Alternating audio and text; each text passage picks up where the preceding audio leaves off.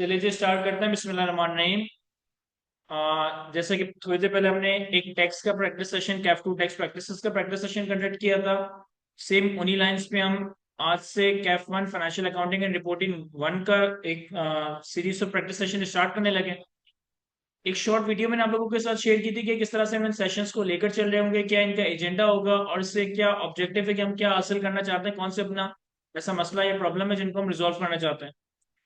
तो multiple times जब मेरी स्टूडेंट से डिस्कशन होती है तो वो यही कहते हैं कि सर हम स्मार्ट स्टडी प्लान के हिसाब से या जो भी स्टडी प्लानर आपके साथ आपने हमारे साथ शेयर किया है उसको तो हम फॉलो करते हुए अपने चैप्टर्स को कवर कर रहे हैं। कुछ हद तक हम प्लान को फॉलो कर रहे हैं, यानी कि एक हफ्ता 10 दिन हम आगे पीछे हो सकते हैं, लेकिन हम स्टिल 70-80% प्लान को फॉलो कर रहे होते हैं। लेकिन प्रॉब्लम ये आता है कि हम जैसे जैसे चीजों को आगे लेकर जाते हैं, नए चैप्टर्स नए टॉपिक्स कवर करते हैं, पुरानी चीजें ऐसा लगता है कि भूल रहे हैं या पुरानी चीजों का रिवीजन नहीं हो रहा, पुरानी चीजों की प्रैक्टिस नहीं हो रही। तो इसी प्रॉब्लम स्टेटमेंट को देखते हुए मैंने ये प्रैक्टिस सेशन स्टार्ट किए हैं। इसके अंदर हम कोई नए प्रोविजंस या कोई नए चैप्टर्स या कोई नए टॉपिक्स कवर नहीं करेंगे, बल्कि जो आपका प्लानर, जो स्टडी प्लानर आपका चल रहा था वो तो आपने एज इट इज फॉलो करना ही है। उस हिसाब से अपने टॉपिक्स, उनके कॉन्सेप्ट्स, उनकी अकाउंटिंग एप्लीकेशंस को कवर करना ही है। लेकिन रिवीजन और प्रैक्टिस के लिए, रिवीजन और एक्सटेंसिव प्रैक्टिस के लिए हम ये सेशन स्टार्ट करने लगे। जो टॉपिक्स हमने लास्ट वीक में कवर किए, लास्ट मंथ में कवर किए या बैच के स्टार्ट में कवर किए, हम हर टॉपिक के कॉन्सेप्ट्स को भी रिवाइज करेंगे और उनसे पर्टेनिंग तगड़े पास पेपर्स के क्वेश्चंस को प्रैक्टिस कर रहे होंगे, ताकि आपका रिवीजन और प्रैक्टिस वाला मामला यहाँ से हल होता रहे और आपका स्टडी प्लानर के हिसाब से जो कोर्स है वो तो साथ साथ पैरेलल कवर हो ही रहा होगा। अब आज के दिन में और अगले कोई 5-6 दिनों में हम नॉन करंट एसेट से पर्टेनिंग जितने accounting standards, non current asset से पर्टेनिंग 5 अकाउंटिंग स्टैंडर्ड्स हैं जो कि हमारे FAR 1 की कोर्स का पार्ट है, जिसमें IS 16 property plan and equipment, IS 23 borrowing cost, IS 40 investment property, IS 20 government grant and government assistance और IS 36 इम्पेयरमेंट ऑफ एसेट। ये 5 स्टैंडर्ड्स हैं जो कि नॉन करंट एसेट से लार्जली पर्टेन करते हैं और ओवरऑल आपके एग्जाम में तकरीबन 30 to 35 marks, even at times 40 marks in 5 standard से पूछे जा रहे होते हैं। एक लॉन्ग क्वेश्चन जनरली हमारे पास IS 16 का आ रहा होता है, जो हमारे पास सेक्शन ए और सेक्शन बी है। तो सेक्शन बी में एक लॉन्ग क्वेश्चन हमारे पास जनरली IS 16 का आ रहा होता है और उस सवाल के अंदर एट टाइम्स इन्वेस्टमेंट प्रॉपर्टी की एडजस्टमेंट भी होती है, बोरिंग कॉस्ट की एडजस्टमेंट भी होती है, इम्पेयरमेंट या गवर्नमेंट ग्रांट की एडजस्टमेंट भी होती है। तो एक 20 मार्क का तो कंपलसरी क्वेश्चन है सेक्शन बी में, जो कि नॉन करंट एसेट के टॉपिक से पर्टेन करता है।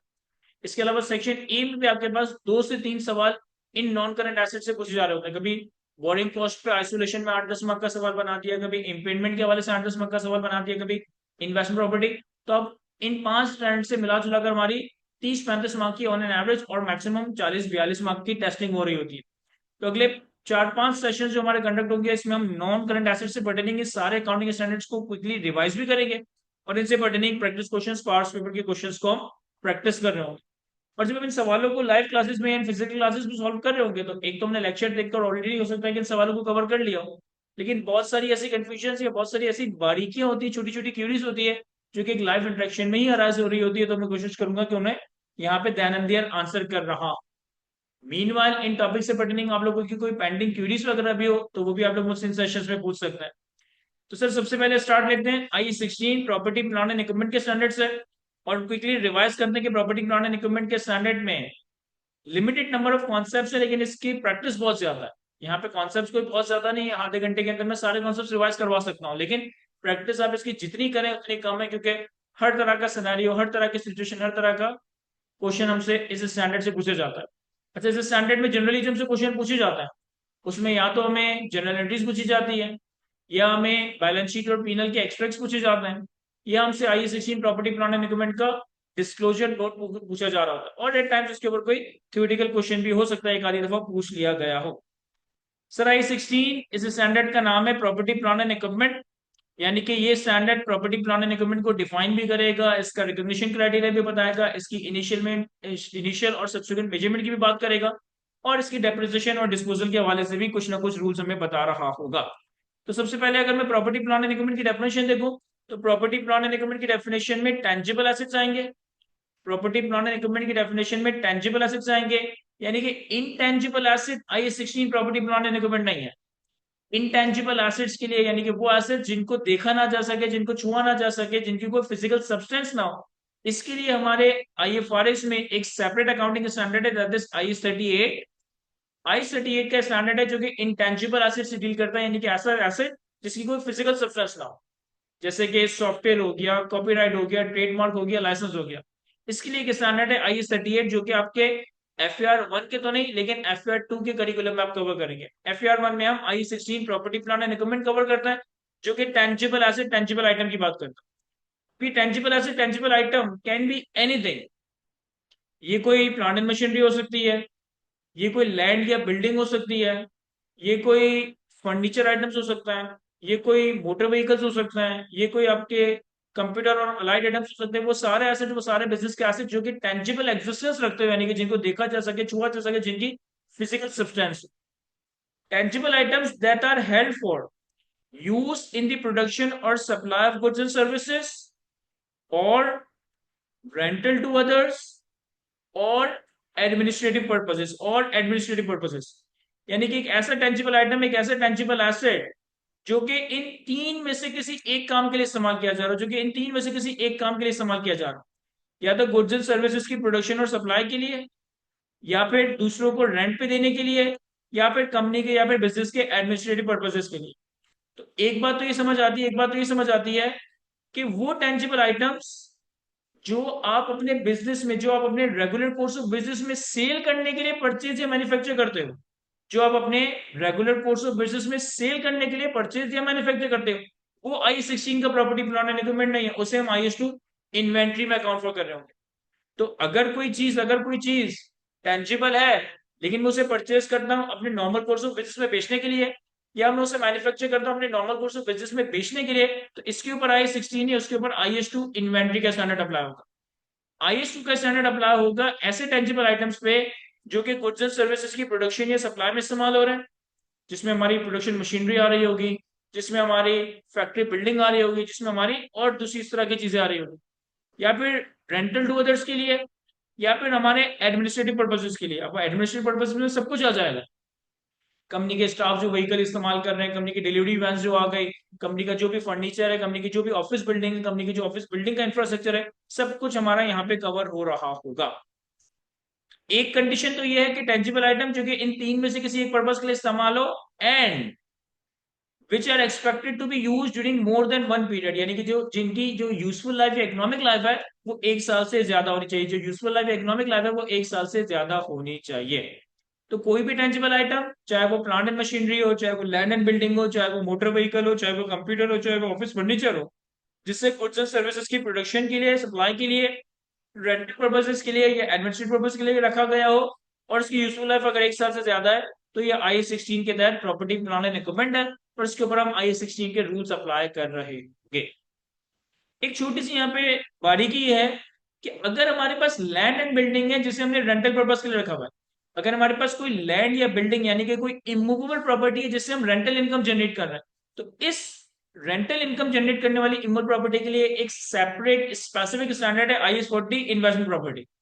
तो इवन दो कि यहाँ पे रेंटल्स का लफ्ज लिखा है, इवन दो कि यहाँ पे रेंटल पर्पज की बात हो रही है, लेकिन अगर कोई land and building rental purpose के लिए है, तो फिर हम इसे इन्वेस्टमेंट प्रॉपर्टी IS 40 में अकाउंट फॉर करेंगे। लेकिन अगर लैंड एंड बिल्डिंग के अलावा कोई और एसेट है, फॉर एग्जाम्पल एक रेंटा कार कंपनी है, तो रेंटा कार कंपनी के पास जो मोटर व्हीकल है उसे रेंट पे देकर इनकम जनरेट कर रही होती है, या फॉर एग्जाम्पल कोई बंदा जनरेटर लोगों को रेंट पे देकर उससे इनकम जनरेट कर रहा है, कोई बंदा प्लांट मशीनरी रेंट पे देकर उसे रेंटल इनकम जनरेट कर रहा है, तो लैंड एंड बिल्डिंग के अलावा बाकी जितने टेंजिबल एसेट्स हैं जिनसे आप रेंटल इनकम जनरेट कर रहे हो, ये IS 16 में property plan and equipment account for किए जाएंगे। फिर एक एसेट को property plan and equipment designate करने के बाद बारी आती है इसकी रिकॉग्निशन की, यानी कि कौन सा पॉइंट ऑफ टाइम होगा, कौन सा वो वक्त होगा जिससे आप अपने प्रॉपर्टी प्लान एंड इक्विपमेंट को अपनी बैलेंस शीट पे, अपने फाइनेंशियल स्टेटमेंट्स पे इनिशियली रिकॉग्नाइज करोगे, रिकॉर्ड करोगे, एज एसेट कैपिटलाइज करोगे। इसके लिए IS 16 हमें दो कंडीशंस, दो क्राइटेरिया बताता है, और लार्जली जो हमारे IS और IFRS इसमें कॉन्सेप्चुअल फ्रेमवर्क है, कॉन्सेप्चुअल फ्रेमवर्क ज्यादातर एसेट्स के हवाले से यही रिकॉग्निशन क्राइटेरिया बताता है, चाहे वो IS 16 का प्रॉपर्टी प्लान एंड इक्विपमेंट हो, IS 40 का इन्वेस्टमेंट प्रॉपर्टी हो, IS 2 का इन्वेंट्री हो, या IS 38 का इंटेंजिबल हो। एसेट को रिकॉग्नाइज करने के लिए ये रिकॉग्निशन क्राइटेरिया है जो कि conceptual framework of IS and IFRS में दिया गया है। Number one, it is probable that the future economic benefit of the asset will flow towards the entity. it is probable that the future economic benefits will flow towards the entity and the cost of the asset is reliably measurable and the cost of the asset is reliably measurable. जब ये दोनों conditions, ये दोनों criteria fulfil होंगे, ये वो point of time होगा कि हम अपने प्रॉपर्टी प्लान मैनेजमेंट को अपनी किताबों में रिकॉग्नाइज करेंगे, कैपिटलाइज करेंगे। नंबर वन, जब एक एसेट इस पोजीशन में आ जाए कि आप उससे इकोनॉमिक बेनिफिट हासिल कर सकते हो, जब एक एसेट के फ्यूचर इकोनॉमिक बेनिफिट्स आपके कंट्रोल में आ जाए। क्या मतलब हुआ इसका सर? जनरली टेंजिबल आइटम के केस में जब हमारे पास टेंजिबल आइटम्स का फिजिकल पोजीशन आ जाता है या हमारे पास टेंजिबल एसेट्स का लीगल राइट, लीगल ओनरशिप आ जाती है, ये वो पॉइंट ऑफ टाइम है कि अब आपके पास इस एसेट का कंट्रोल है।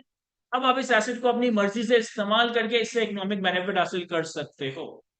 फॉर एग्जाम्पल, अगर मैं कोई मोटर व्हीकल खरीदता हूं, तो जब मेरे पास मोटर व्हीकल की लीगल ओनरशिप या उसका पोजीशन आ जाता है, इट्स मीन के नाउ ये मोटर व्हीकल मेरे कंट्रोल में है, मेरा पहला रिकॉग्निशन क्राइटेरिया फुलफिल हो गया। मैं कोई लैंड या बिल्डिंग परचेज करता हूँ, तो जिस वक्त मेरे पास उसका पोजीशन और लीगल टाइटल ट्रांसफर हो रहा होगा, इसका मतलब है कि अब मेरे पास इस एसेट का कंट्रोल है, मैं इससे फ्यूचर इकोनॉमिक बेनिफिट हासिल कर सकता हूँ। तो आपकी पोजीशन इतनी स्ट्रांग होनी चाहिए कि you will be able to control the asset और आप इस एसेट को कंट्रोल करके इससे फ्यूचर इकोनॉमिक बेनिफिट हासिल कर सको। And the cost is reliably measurable. जो भी इस एसेट को परचेज करने की या मैन्युफैक्चर करने की कॉस्ट है, किसी ना किसी तरह से आप मेजर कर सको, क्योंकि ये कॉस्ट रिलायबली मेजरेबल होगी तो ही हम इसे रिकॉग्नाइज कर पाएंगे। लाइक अगर एसेट को डेबिट करना है, तो एसेट को डेबिट करना है किसी अमाउंट के अगेंस्ट, किसी मॉनेटरी वैल्यू के अगेंस्ट, तो जब तक वो कॉस्ट रिलायबली मेजरेबल नहीं होगी, हम उस एसेट को कैपिटलाइज या डेबिट नहीं कर पा रहे होंगे। तो हम बात करते हैं कि इनिशियल रिकॉग्निशन क्राइटेरिया, यानी कि वो पॉइंट ऑफ टाइम आ गया कि अब अपने एसेट को कैपिटलाइज करना है, प्रॉपर्टी प्लांट एंड इक्विपमेंट को अपनी बुक्स में डेबिट करना है। लेकिन किस वैल्यू, यानी इनिशियली हम प्रॉपर्टी प्लांट एंड इक्विपमेंट को किस तरह से मेजर करें? तो इसके लिए आईए 16 हमें इनिशियल मेजरमेंट के कुछ रूल्स बताता है। आईए 16 में प्रॉपर्टी प्लांट एंड इक्विपमेंट की इनिशियल मेजरमेंट होगी कॉस्ट पे, और कॉस्ट के तीन एलिमेंट्स है, कॉस्ट के तीन कंपोनेंट्स है। Number one, purchase price, number two, directly attributable cost, and number three, dismantling cost. Number one, purchase price, number two, directly attributable cost, and number three, dismantling cost. सबसे पहले बात करते हैं purchase price की। Purchase price का मतलब है एक एसेट को परचेज करने के लिए या मैन्युफैक्चर करने के लिए आपने क्या एक्चुअल कॉस्ट, एक्चुअल प्राइस इनकर की। एक एसेट को परचेज करने के लिए जो आप एक्चुअल प्राइस इनकर करते हो, एक्चुअल प्राइस पे करते हो, एक्चुअल कॉस्ट इनकर करते हो, ये आपकी परचेज प्राइस है। इस परचेज प्राइस में हम ट्रेड डिस्काउंट्स को शामिल नहीं करेंगे, इस परचेज प्राइस में हम ट्रेड डिस्काउंट्स को शामिल नहीं करेंगे, हम रिफंडेबल टैक्सेस एंड ड्यूटीज को शामिल नहीं करेंगे, लेकिन हम non refundable taxes and duties को शामिल कर रहे होंगे। देखो होता क्या है, अभी थोड़ी सी एडवांस बात है।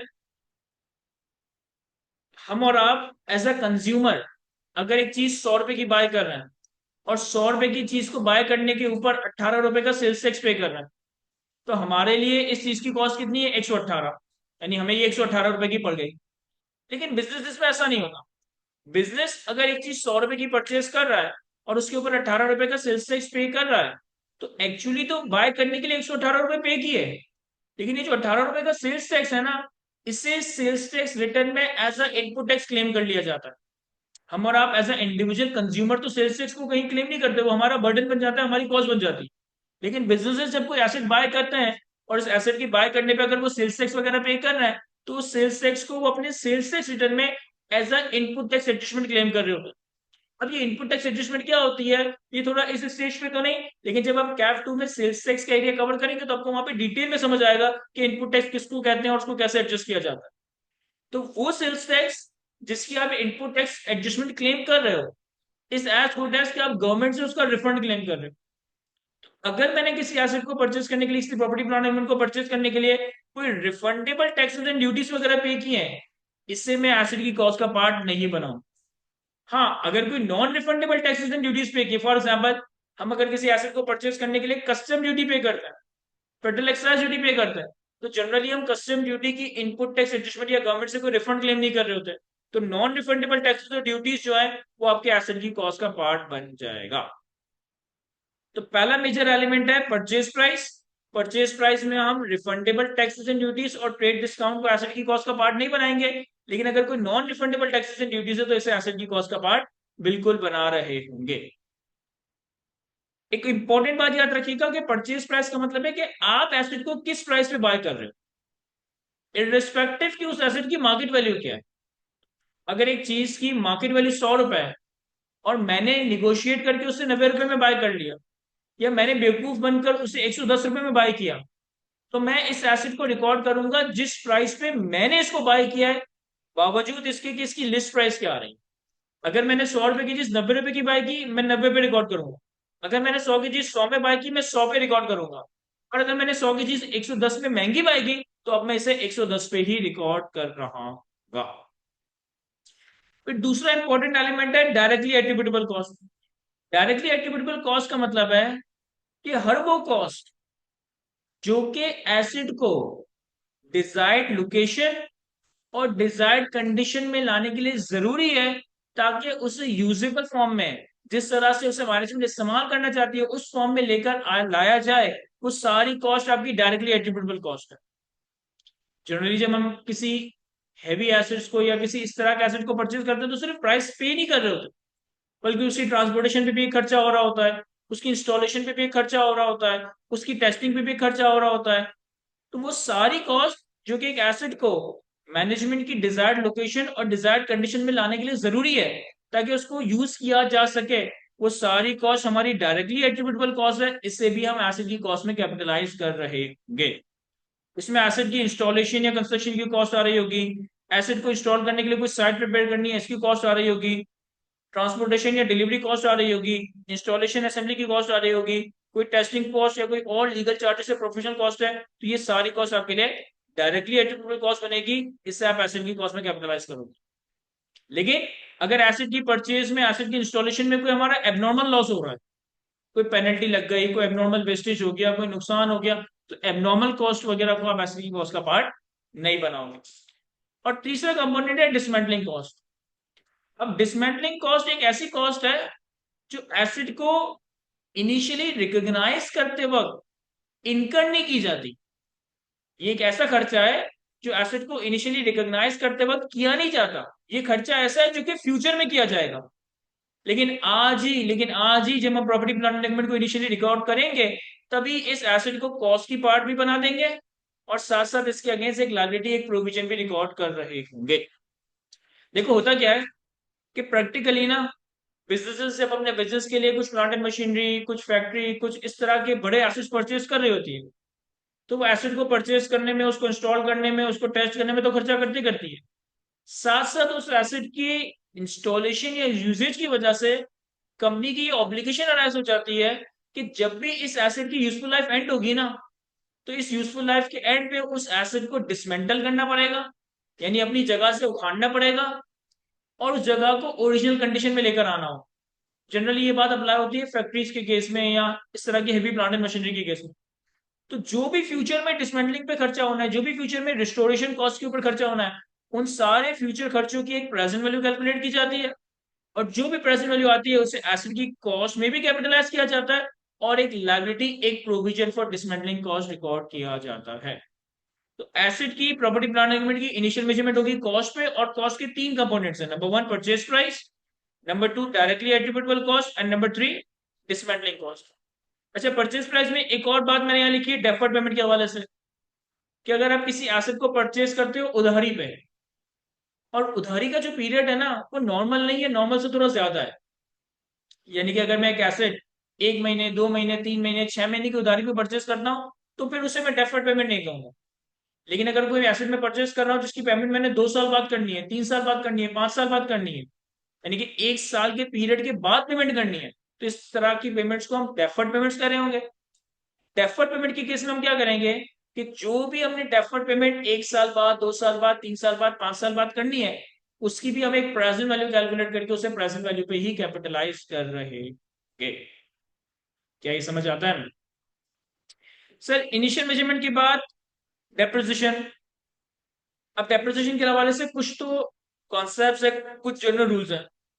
कॉन्सेप्ट ये है कि जो भी आपने प्रॉपर्टी प्लांट इक्विपमेंट को इनिशियली कॉस्ट पे रिकॉर्ड किया, इस इनिशियल कॉस्ट को हमने over the useful life expense out भी करना है। Over the useful life depreciate भी करना है। तो डेप्रिसिएशन का सिंपल सा कॉन्सेप्ट क्या है कि depreciation is the systematic allocation, कि जो भी एसेट की कॉस्ट है उसे आप over the useful life systematically allocate करते हो। अब सिस्टमैटिक अलोकेशन का मतलब है कि जैसे हम एसिड से फायदा उठा रहे हैं ना, जिस तरह से हम एसिड से इकोनॉमिक बेनिफिट हासिल कर रहे हैं, वैसे ही उसे डेप्रिशिएट भी करेंगे। क्या मतलब? देखिए, कुछ एसिड ऐसे होते हैं जो हमें हर साल इक्वल बेनिफिट दे रहे होते हैं, तो उनको डेप्रिशिएट करने के लिए हमारे पास स्ट्रेट लाइन मेथड होगा। कुछ एसेट्स ऐसे होते हैं जो पहले साल ज्यादा, दूसरे साल कम, तीसरे साल और कम, और उनका इकोनॉमिक बेनिफिट वक्त के साथ साथ कम होता रहता है, तो वहां पे हम डेप्रिशिएट करने के लिए रिड्यूसिंग बैलेंस मेथड इस्तेमाल कर रहे हो। भाई फॉर एग्जांपल अगर मैं फर्नीचर की बात करूं, तो फर्नीचर की फॉर एग्जांपल की इस चेयर की लाइफ 3 साल है, तो ये चेयर तीनों साल में मोर और लेस इक्वल इकोनॉमिक बेनिफिट दे रही होगी। लेकिन अगर मैं एयर कंडीशन की बात करूं, तो एयर कंडीशन तीनों साल सेम कूलिंग नहीं देता। पहले साल वो अच्छी परफॉर्मेंस दे रहा होता है, फिर उसकी परफॉर्मेंस जैसे जैसे पुराना होता रहता है उसकी परफॉर्मेंस कम होती रहती है, खराब होती रहती है। तो फर्नीचर को डेप्रिशिएट करने के लिए स्ट्रेट लाइन मेथड ज्यादा अप्रोप्रिएट है। लेकिन इसी के अगेंस्ट अगर एयर कंडीशन को डेप्रिशिएट करना है तो उसके लिए रिड्यूसिंग बैलेंस मेथड है। डेप्रिसिएशन के केस में कुछ बातें आपने ध्यान में ये रखनी है कि एक तो हमने बात की सिस्टमैटिक एलोकेशन की, यानी कि जिस तरह इकोनॉमिक बेनिफिट मिलेगा उसी पैटर्न पे हम एसिड को डेप्रिशिएट करेंगे, लार्जली स्ट्रेट लाइन या रिड्यूसिंग बैलेंस मेथड के तहत। लेकिन इसके अलावा दो और मेथड्स भी है जो कि हमने डिस्कस करना है। डेप्रिसिएशन आपका स्टार्ट होगा जब आपका एसिड अवेलेबल फॉर यूज हो जाए, यानी मैं जिस वक्त एसिड को एक्चुअली यूज कर रहा हूं ये मैटर नहीं करता। जिस वक्त एसिड हमारा अवेलेबल फॉर यूज होगा उस पॉइंट ऑफ टाइम पे हम एसिड का डेप्रिसिएशन स्टार्ट कर देंगे। और अवेलेबल फॉर यूज का मतलब ये नहीं कि आपने एसिड को परचेज कर लिया। अवेलेबल फॉर यूज का मतलब है कि आपने एसिड को परचेज भी कर लिया, अपनी बिल्डिंग पे अपने कंपनी के वेयर हाउस में ट्रांसपोर्ट भी करवा दिया, उसकी इंस्टॉलेशन भी कर दी और उसकी टेस्टिंग भी कर दी। जब आपने एसिड की इंस्टॉलेशन, डिलीवरी, टेस्टिंग सब कर दिया, अब आपका acid available for use condition में आ गया, अब आप इसका डेप्रिसिएशन स्टार्ट कर दो। बावजूद इसके कि आप इसे एक्चुअली इस्तेमाल कर भी रहे हो या नहीं कर रहे, इससे कोई फर्क नहीं पड़ेगा। जिस वक्त एसिड हमारा अवेलेबल फॉर यूज हो जाएगा हम उसकी डेप्रिसिएशन स्टार्ट करते हैं। सर डेप्रिसिएशन हम रोक देंगे जब हमारा एसिड हेल्प फॉर सेल या डी रिकॉग्नाइज हो जाए। अब acid help for sale designate हो जाए, इसके लिए एक स्टैंडर्ड है IFRS 5। ये स्टैंडर्ड ना हम FER 1 में पढ़ेंगे ना हम FER 2 में पढ़ेंगे। जब हम इंशाल्लाह CA फाइनल में पहुंच जाएंगे तो CA फाइनल में advance accounting and financial reporting में आपको एक स्टैंडर्ड कवर करवाया जाएगा IFRS 5, जिसका नाम है non current asset help for sale. देखिए हमारी इन्वेंट्री होती है ना, इन्वेंट्री को हम IS 2 में रखते हैं। लेकिन अगर हमारे कोई टेंजिबल एसेट्स हैं जो कि एडमिन, रेंटल या production of goods and services के लिए हैं, इसको हम IS 16 में रखते हैं। जब हम इसको बेचने का इरादा कर देते हैं ना, तो फिर वो IS 16 से उठकर एक दूसरे स्टैंडर्ड में चला जाता है जिसका नाम है IFRS 5। ये हम अभी कवर नहीं करेंगे, ये हम CA फाइनल में कवर करेंगे। तो जिस वक्त आपका एक एसेट IFRS 5 में चला जाए या एक्चुअली डी रिकॉग्नाइज हो जाए, डिस्पोज हो जाए, इस एसेट का डेप्रिसिएशन रुक जाएगा, इस एसेट के ऊपर फर्दर डेप्रिसिएशन चार्ज नहीं किया जाएगा। कुछ और बारीक या इंपॉर्टेंट बात है कि अगर एक एसेट के सिग्निफिकेंट कंपोनेंट्स की यूजफुल लाइफ डिफरेंट है, तो फिर हर सिग्निफिकेंट कंपोनेंट को उस यूजफुल लाइफ के हिसाब से डेप्रिशिएट किया जाए। भाई फॉर एग्जांपल मैं एक बाइक खरीदता हूं, तो बाइक की हो सकता है कि यूजफुल लाइफ 5 साल हो, लेकिन टायर्स मुझे हर 2 साल बाद चेंज करवाने हो। तो अब टायर को मैं 2 साल में डेप्रिशिएट कर रहा हूँ, बाकी रिमेनिंग बाइक को मैं 5 साल में डेप्रिशिएट कर रहा हूँ। ये फॉर एग्जाम्पल एक एरोप्लेन है, तो एरोप्लेन के अंदर तो बहुत सारे पार्ट्स आ रहे हैं। उसका इंजन आ रहा है, उसका इंफ्रास्ट्रक्चर आ रहा है, उसका इंटीरियर आ रहा है, उसका एक्सटीरियर आ रहा है। जरूरी नहीं है कि सबकी यूजफुल लाइफ सेम हो सकता है कि इंजन की यूजफुल लाइफ 30 साल हो, लेकिन इंटीरियर की यूजफुल लाइफ 5 साल हो, एक्सटीरियर की यूजफुल लाइफ 10 साल हो। तो अगर एक एसिड मल्टीपल कंपोनेंट से मिलकर बना है और हर कंपोनेंट की लाइफ डिफरेंट है, तो हर कंपोनेंट को उसकी लाइफ के हिसाब से डेप्रिशिएट किया जाएगा। अब डेप्रिसिएशन कैलकुलेट करने के लिए हमें कुछ चीजें चाहिए होती हैं। लाइक हमें एक तो कॉस्ट चाहिए, जो कि हमने इनिशियल रिकॉग्निशन के वक्त, इनिशियल मेजरमेंट के वक्त आइडेंटिफाई कर ली। लेकिन और भी कुछ चीजें चाहिए होती है। फॉर एग्जाम्पल कि एसिड की रेजिडुअल वैल्यू क्या है, एसिड की यूजफुल लाइफ क्या है। तो ये जो रेजिडुअल वैल्यू या यूजफुल लाइफ है या डेप्रिसिएशन का जो रेट है, ये सॉर्ट ऑफ हमारा एक अंदाजा है। जब मैं कहता हूं ना कि इस एसिड की यूजफुल लाइफ 3 साल है, तो मैं कोई सर्टेनिटी से नहीं कह रहा, मेरा अंदाजा है कि इसकी यूजफुल लाइफ 3 साल है। हो सकता है कि 3 साल के पहले खराब हो जाए, हो सकता है 3 साल से ज्यादा चल जाए। जब मैं कहता हूँ ना कि इस एसिड की 3 साल के बाद यूजफुल स्क्रैप वैल्यू 50,000 है, तो ये मेरा अंदाजा है कि 3 साल बाद 50,000 की स्क्रैप वैल्यू होगी। हो सकता है थोड़े ज्यादा मिल जाए, हो सकता है थोड़े कम मिल जाए, हो सकता है 50,000 मिल जाए। तो स्टैंडर्ड ये कहता है कि डेप्रिसिएशन कैलकुलेट करते वक्त या डेप्रिसिएशन रिकॉर्ड करते वक्त आपकी जो रेजिडेंट वैल्यू है या जो यूजफुल लाइफ है या जो डेप्रिसिएशन मेथड है, ये बेसिकली एस्टिमेट्स को रिफ्लेक्ट करता है। तो अपने हर साल के आखिर में अपने एस्टिमेट्स को रिविजिट करना है। ये देखना है कि कहीं हमारे अंदाजों में, हमारे एस्टिमेट्स में चेंज तो नहीं आ गया, कहीं एसिड की यूजफुल लाइफ कम ज्यादा तो नहीं हो गई, कहीं एसिड की रेजिडुअल वैल्यू कम ज्यादा तो नहीं हो गई, कहीं एसिड के डेप्रिसिएशन पैटर्न में चेंज तो नहीं आ गया। हमें लग रहा था स्ट्रेट लाइन लेकिन एक्चुअली रिड्यूसिंग बैलेंस मेथड है, हमें लग रहा था रिड्यूसिंग बैलेंस लेकिन एक्चुअली स्ट्रेट लाइन मेथड है। तो अपने हर साल के आखिर में एक एसिड की residual value, depreciation method, useful life को रीअसेस करना है, रिविजिट करना है। और अगर इसमें कोई चेंज आता है तो इसे हम प्रोस्पेक्टिवली अकाउंट फॉर करेंगे, यानी कि पिछले सालों में जो हो गया वो हो गया, जिस साल इस एस्टिमेट में चेंज आ रहा है उस साल और आने वाले सालों में ये चेंज अकाउंट फॉर किया जाएगा। क्या ये बात समझ आती है हमें? अब डेप्रिसिएशन के लिए जो लार्जली हम मेथड इस्तेमाल करेंगे वो स्ट्रेट लाइन मेथड या रिड्यूसिंग बैलेंस मेथड होगा। स्ट्रेट लाइन मेथड में हम डेप्रिशिएबल अमाउंट को यूजफुल लाइफ पे एलोकेट करते हैं। Depreciable amount is cost minus residual value divided by useful life. और स्ट्रेट लाइन मेथड में अगर आप चाहो तो डेप्रिसिएशन रेट भी कैलकुलेट कर सकते हो। और डेप्रिसिएशन रेट कैसे कैलकुलेट करोगे? 1 अपॉन यूजफुल लाइफ, ये आपका डेप्रिसिएशन रेट आ जाएगा। तो अगर आप यूजफुल लाइफ के हिसाब से डेप्रिशिएट करना चाहते हो तो cost minus residual value divided by useful life.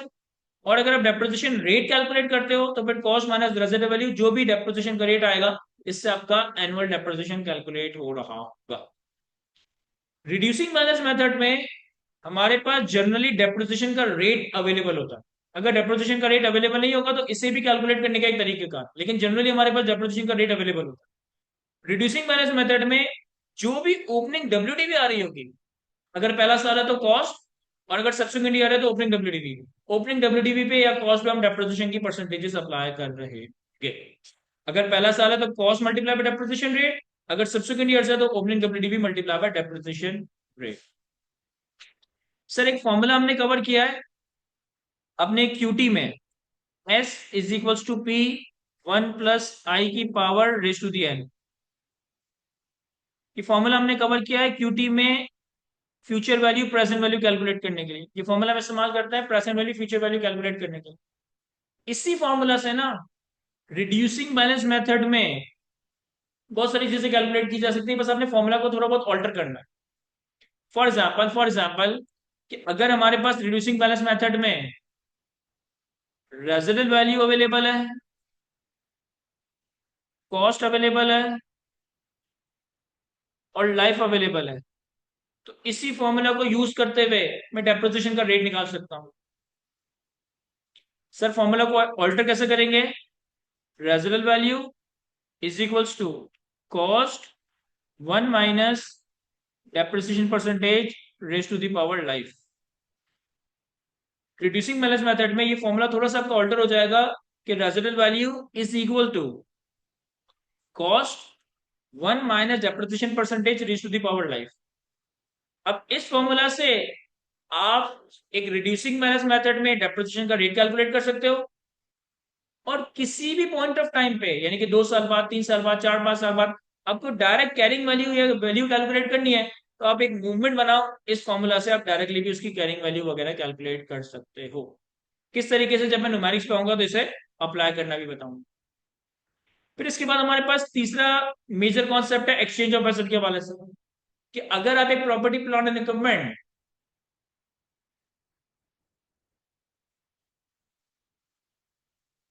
जेवेरियर remaining useful life में, अगर हम एक प्रॉपर्टी प्लांट एंड इक्विपमेंट एक एक्सचेंज ट्रांजेक्शन में, एक बार्टर ट्रांजेक्शन में खरीदते हैं। देखो आम हालात में अगर आप एसेट बाय कर रहे हो तो आप कोई ना कोई अमाउंट पे करोगे, वो अमाउंट आपके एसेट की कॉस्ट बन जाएगी। लेकिन बिजनेस में प्रैक्टिकली हम बहुत सारे एक्सचेंज ट्रांजेक्शन भी कर रहे होते हैं, बार्टर ट्रांजेक्शन भी कर रहे होते हैं, कि पुराना एसेट दिया, कुछ पैसे दिए और नया एसेट ले लिया। तो अब अगर हम पुराने एसेट को देकर नया एसेट ले रहे हैं तो उस नए एसेट की कॉस्ट क्या होगी, ये हमारा इस टॉपिक में कवर होता है। देखिए एक चीज समझिएगा कि IS 16 में प्रॉपर्टी प्लांट एंड इक्विपमेंट की इनिशियल मेजरमेंट होती है कॉस्ट पे, कि किसी भी एसेट को खरीदने के लिए हमारी कॉस्ट क्या है। अगर ये चीज आपके जहन में क्लियर है ना, तो ये प्रोविजंस बहुत आसान है। हम एसेट को रिकॉर्ड करेंगे, पहली priority fair value of asset given up. यानी कि फॉर एग्जांपल मैं एक एसेट दे रहा हूं और दूसरा एसेट ले रहा हूं, तो जो एसेट मैं हासिल कर रहा हूं उसकी फेयर वैल्यू नहीं, जो एसेट मैं दे रहा हूं ये नए एसेट को हासिल करने की एक तरीके से कॉस्ट हो गई ना। तो जो एसेट मैं दे रहा हूं इसकी फेयर वैल्यू पे मैं आने वाले न्यू एसेट को रिकॉर्ड करूं, और अगर मैंने कोई ऊपर पैसे दिए या लिए तो उसे एडजस्ट कर दूं। लेकिन बेस क्या होगी कि जो एसेट मैंने हासिल किया उसकी फेयर वैल्यू नहीं देखूंगा, बल्कि जो एसेट मैंने दिया, जो एसेट मैंने फॉरगो किया, ये मेरी कॉस्ट है नए एसेट को हासिल करने की। तो पहली प्रायोरिटी होगी कि हम जाने वाले एसेट की फेयर वैल्यू की बेसिस पे आने वाले एसेट की कॉस्ट डिटरमाइन कर रहे हैं। अगर कोई कैश पे या रिसीव किया तो वो एडजस्ट हो जाएगा। बेस अमाउंट क्या है, जाने वाले एसेट की फेयर वैल्यू। फिर स्टैंडर्ड कहता है कि अगर जाने वाले एसेट की फेयर वैल्यू रिलायबली मेजरेबल ना हो, यानी कि आपके पास से जो एसेट जा रहा है उसकी फेयर वैल्यू आपको मालूम नहीं है, या फेयर वैल्यू मालूम तो है लेकिन वो इतनी सॉलिड नहीं है, तो फिर आप ये कर सकते हो कि आप नए एसेट को नए एसेट की फेयर वैल्यू पे कैपिटलाइज करो। जो एसेट आपके पास आया आप उसी की फेयर वैल्यू देखकर उस पर रिकॉर्ड करो। और रेयर सर्कमस्टांसिस में अगर जाने वाले और आने वाले एसेट दोनों की फेयर वैल्यूज अवेलेबल ना हो, या कोई रिलेटेड पार्टी ट्रांजेक्शन हो जिसकी कमर्शियल सब्सटेंस ना हो, तो फिर हम आने वाले एसेट को जाने वाले एसेट की कैरिंग वैल्यू की बेसिस पे मेजर कर रहे हैं। तो पहली प्रायोरिटी होगी कि आने वाले एसेट को जाने वाले एसेट की फेयर वैल्यू पे मेजर किया जाए। अगर जाने वाले एसेट की फेयर वैल्यू अवेलेबल नहीं है तो आने वाले एसेट की फेयर वैल्यू पे मेजर किया जाए।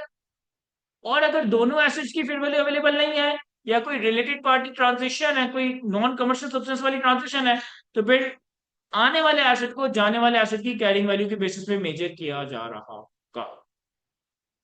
क्या ये बात समझ आती है? और सर इसके बाद हमारे पास जो लास्ट मेजर हिस्सा आई 16 में वो है सब्सिक्वेंट मेजरमेंट, कि हम प्रॉपर्टी प्लान एंड एग्रीमेंट को सब्सिक्वेंटली कैसे मेजर करेंगे। अब सब्सिक्वेंट मेजरमेंट के लिए आई 16 हमें दो मॉडल्स प्रोवाइड करता है, कॉस्ट मॉडल या रिवॉल्यूशन मॉडल। और स्टैंडर्ड हमें ये पाबंद करता है कि आप जो भी मॉडल अप्लाई करोगे ना वो सारे प्रॉपर्टी प्लान एंड एग्रीमेंट के लिए नहीं, लेकिन underline class of property plan and agreement के लिए कंप्लीटली अप्लाई करो। क्या मतलब हो इसका? देखिए फॉर एग्जांपल मेरे पास प्लांट एंड मशीनरी भी है, मेरे पास लैंड भी है, मेरे पास बिल्डिंग भी है, मेरे पास मोटर व्हीकल भी है, और मेरे पास ऑफिस इक्विपमेंट भी है। तो पांच चीजें मेरे पास प्रॉपर्टी प्लांट एंड इक्विपमेंट में। तो ये लाजिम नहीं है कि मैं पांच की पांच के ऊपर कॉस्ट मॉडल लगाऊं या पांच के ऊपर रिवैल्यूएशन मॉडल लगाऊं, ऐसी कोई पाबंदी नहीं है। पाबंदी ये है कि अगर मैं प्लांट एंड मशीनरी को कॉस्ट मॉडल में रखता हूं ना, तो फिर मुझे सारी प्लांट एंड मशीनरी को कॉस्ट मॉडल में रखना। और अगर मैं प्लांट एंड मशीनरी को रिवॉल्यूशन मॉडल में रखता हूँ तो मुझे सारी प्लांट एंड मशीनरी को रिवॉल्यूशन मॉडल में रखना है। अगर मैं बिल्डिंग को कॉस्ट मॉडल में रखता हूँ तो मुझे सारी बिल्डिंग को कॉस्ट मॉडल में रखना।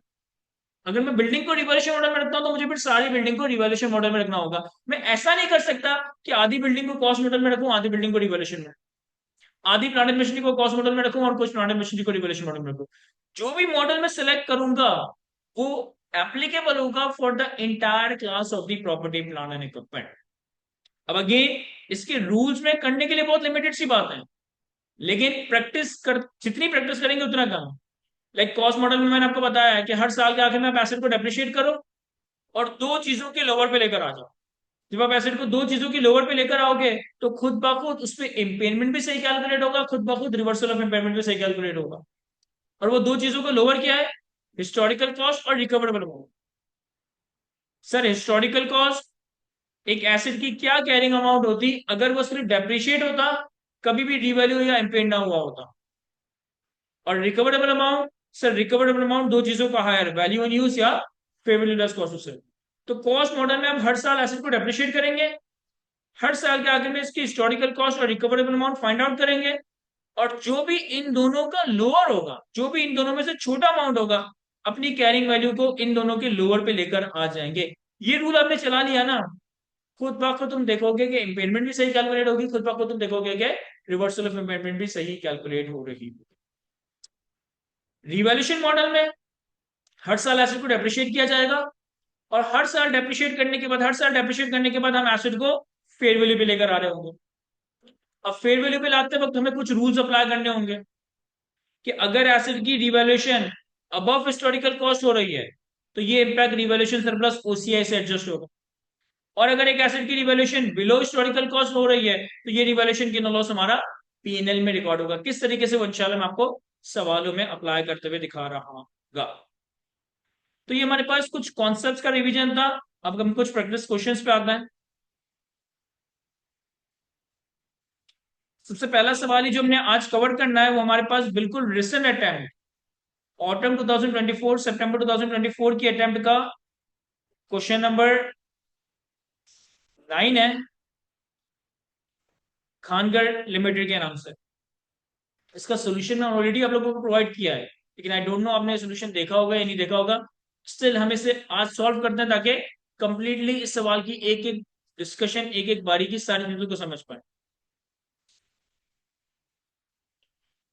मैं रीड करता हूँ। 16 मार्क की वेटेज है सवाल की, और इस सवाल में आई16 बहुत ही तगड़ा टेस्ट हुआ है, मतलब बहुत मुश्किल एडजस्टमेंट्स हैं आई16 के हवाले से। कहता है following information is available, the following information is available regarding property plant and equipment of Khangarh limited. अगर मैं पहले सवाल की रिक्वायरमेंट रीड करूं, prepare journal entries to be recorded in the books of KL during the year ended 30th June 2024 in respect of above information. Show all necessary workings and narrations are not required. इस सवाल में हमें बहुत सारा data दिया हुआ है, और इस सवाल में हमसे जनरल एंट्रीज मांगी गई हैं। सारी कैलकुलेशन वर्किंग्स वगैरह में करनी होगी, लेकिन जनरल एंट्रीज की नरेशन रिक्वायर्ड नहीं है। और हमारा ईयर एंड 30 जून 2024 है, यानी कि 1 जुलाई 23 से लेकर 30 जून 2024। सवाल को रीड करता है। On 1 July 2023 KL revalues its factory building for the second time, resulting in an upward revaluation of 18 million. Before this revaluation, the carrying amount was recorded as 81 million, gross amount is 90 million, and accumulated depreciation is 9 million. This was followed by a previous revaluation on 1st July 21, which had resulted in the revaluation loss of 12 million. देखो क्या कह रहा है, कहता है 1 जुलाई 2023 पे यानी कि साल के पहले दिन हमने एक फैक्ट्री बिल्डिंग को दूसरी बार रिवैल्यू किया, और जब हमने साल के पहले दिन इसे दूसरी बार रिवैल्यू किया ना, तो इसके ऊपर अपवर्ड रिवैल्यूएशन आई है 18 मिलियन की, यानी कि जो भी वैल्यू थी 18 मिलियन से वो वैल्यू बढ़ गई। इस रिवैल्यूएशन से पहले इस एसेट की कैरिंग अमाउंट 81 मिलियन थी, और इस 81 मिलियन का ब्रेकअप ये था कि 90 की ग्रॉस अमाउंट और 9 रुपए का एक्यूमुलेटेड डेप्रिसिएशन था, यानी कि ग्रॉस कॉस्ट आ रही थी 90 मिलियन, एक्यूमुलेटेड डेप्रिसिएशन था 9 मिलियन, तो कैरिंग अमाउंट आ रही थी 81, और रिवैल्यूएशन के नतीजे में ये 81 से 18 रुपए बढ़ जाएगा। कह रहे इससे पहले हमने इसको रिवैल्यू किया था 1 जुलाई 21 को। ये कहा था ना कि सेकंड बार रिवैल्यू कर रहे हैं अभी, तो इससे पहले कब रिवैल्यू किया था 1 जुलाई 21 को। और जब हमने 1 जुलाई 21 पे रिवैल्यू किया था ना, तब इसके ऊपर रिवैल्यूएशन लॉस आया था 12 मिलियन का, तब इसके ऊपर रिवैल्यूएशन लॉस आया था 12 मिलियन का। पॉइंट नंबर 2 और पॉइंट नंबर 3 के अलावा अगर मैं डायरेक्ट एडिशनल इंफॉर्मेशन पे आऊं, तो यहां पे कहता है केल account for the revaluation using the net replacement method and transfer maximum amount from the revaluation surplus to retain earning on annual basis. कि ये जो रिवैल्यूएशन की एडजस्टमेंट्स है ना, ये जो रिवैल्यूएशन की एडजस्टमेंट्स है ना, ये नेट रिप्लेसमेंट मेथड से होगी। अब ये नेट रिप्लेसमेंट मेथड क्या बोला है सर? नेट रिप्लेसमेंट मेथड में ये होता है कि जब भी एसेट रिवैल्यू होता है ना, उसका मीटर रीसेट कर दिया जाता है। जब भी एसेट को रिवैल्यू करना होता है ना, उसके मीटर को हम रीसेट कर देते हैं, यानी कि जितना भी एक्यूमुलेटेड डेप्रिसिएशन है उसकी कॉस्ट के अगेंस्ट नॉक ऑफ कर दिया जाए। जब भी नेट रिप्लेसमेंट मेथड के तहत एसेट को रिवैल्यू करना होगा, तो पहला काम क्या किया जाएगा कि उसका मीटर जीरो कर देंगे, यानी जो भी एक्यूमुलेटेड डेप्रिसिएशन है उसे एसेट की कॉस्ट से नॉक ऑफ कर देंगे। अब ये नया एसेट बन गया, इसे रिवैल्यू किया जाएगा। सिर्फ पॉइंट नंबर 1 को रीड करके पॉइंट नंबर 1 सॉल्व करें, या 2 और 3 भी रीड कर लें? पहले वन करता है, तो पॉइंट नंबर 2 और 3 में रीड नहीं करना, मैं सिर्फ वन पे फोकस कर रहा हूं अभी। एडिशनल फॉर्मेशन में एक बात तो ये बता दी कि revolution model net reference method है। पॉइंट नंबर 2 में कह रहा है कि all item of property plant and equipment are subsequently measured using the cost model except for the factory building. तो फैक्ट्री बिल्डिंग के बारे में हमें यहां भी बताया था कि हम उसको रिवैल्यू कर, and depreciation is applied on straight line method except for vehicle which are depreciated using the straight line method at 15% per annum। सारे एसेट्स को स्ट्रेट लाइन में डेप्रिशिएट किया जा रहा है सिवाय व्हीकल के। व्हीकल को रिड्यूसिंग बैलेंस मेथड 15% पे डेप्रिशिएट किया जाएगा। देखिए बाकी एसेट को स्ट्रेट लाइन मेथड पे डेप्रिशिएट करना है, लेकिन उनकी लाइफ वगैरह नहीं बताई, उनकी लाइफ वगैरह डायरेक्टली नहीं बताई, लेकिन इनडायरेक्टली हिडन है। लाइक हमने ये पॉइंट रीड किया था, यहाँ पे फैक्ट्री बिल्डिंग की लाइफ नजर नहीं आ रही कहीं भी, और इन एडिशनल फॉर्मेशन भी फैक्ट्री बिल्डिंग की लाइफ नजर नहीं आ रही। बस इतना पता है स्ट्रेट लाइन पे डेप्रिशिएट करना है और रिवैल्यूएशन मॉडल पे कैरी करना है। अब देखें, पहले तो ना सवाल के डेटा को मैं एक जगह सफाई से उतार मतलब कॉपी कर देता हूं, ताकि हमारे पास थोड़ी क्लैरिटी है, हम बार बार ये इन्फॉर्मेशन रीड नहीं कर सकते। हमारे पास ऑटम 24 के अटेम्प्ट का क्वेश्चन नंबर 9।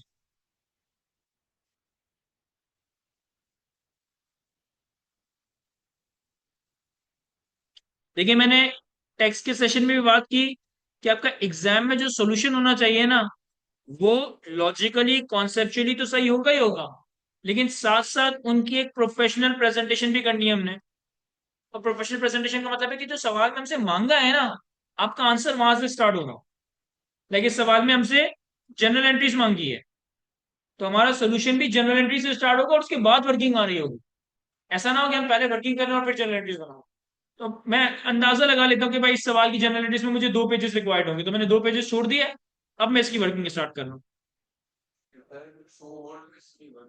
सॉरी,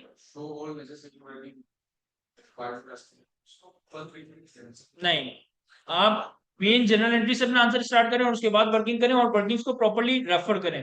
किस तरह से वो रेफरेंसिंग होगी वो हम यहाँ देखेंगे। देखिए सबसे पहले वर्किंग 1,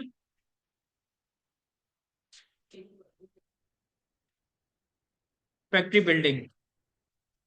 अब फिलहाल मैं सिर्फ इसका डेटा लिख रहा हूं, कुछ सॉल्व नहीं कर रहा। इन्होंने कहा था कि 1 जुलाई 23 पे हमने फैक्ट्री की सेकेंड टाइम रिवैल्यूएशन की, जिसके नतीजे में 18 मिलियन का अपवर्ड रिवैल्यूएशन आया। इस रिवैल्यूएशन से पहले इसकी कैरिंग अमाउंट 81 मिलियन थी, यानी कि ग्रॉस अमाउंट 90 और एक्यूमुलेट डेप्रिसिएशन 9 मिलियन। तो यानी कि वो क्या कहना चाह रहा है, वो ये कह रहा है कि 1 जुलाई 23 पे इसकी कॉस्ट है 90, इसका एक्यूमुलेट डेप्रिसिएशन है 9, और इसकी कैरिंग अमाउंट है 81। और 1 जुलाई 23 पे इसकी फेयर वैल्यू जब हमने डिटरमाइन की, तो अपवर्ड रिवैल्यूएशन आया 18 मिलियन का। यानी कि अगर हमारा एसेट 81 का है, तो 81 प्लस 18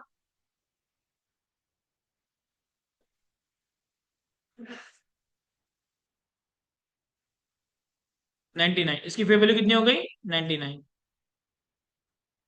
अब आगे कहता है, इससे पहले आपने इसे 1 जुलाई 21 पे रिवैल्यू किया था, और जब 1 जुलाई 21 पे रिवैल्यू किया था ना, तो इस पे 12 का रिवैल्यूएशन लॉस आया, इस पे 12 का रिवैल्यूएशन लॉस आया। जो हमारी लास्ट रिवैल्यूएशन हुई थी 1 जुलाई 21 पे, और 1 जुलाई 21 के इस रिवॉल्यूशन में हमें रिवॉल्यूशन लॉस आया था 12 मिलियन का। मैंने कुछ भी नहीं किया, बस सवाल में जो डेटा गिवन था उसे यहाँ पे कॉपी पेस्ट कर दिया कि भाई 1 जुलाई 2023 पे 90 रुपए की कॉस्ट है, 9 का एक्यूमुलेट डेप्रिसिएशन है, 81 की कैरिंग अमाउंट है।